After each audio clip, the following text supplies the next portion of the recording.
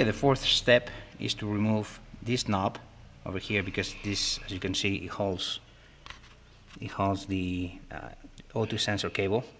So for later on, if we disconnect this, when we extract the muffler, the cable will be loose and we don't break it. So let's see. Oh man. So this is a 10mm.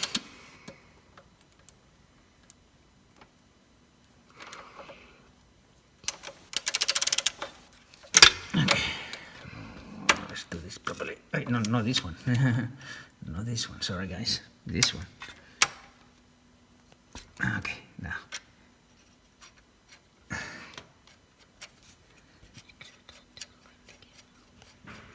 Alright, be careful with the...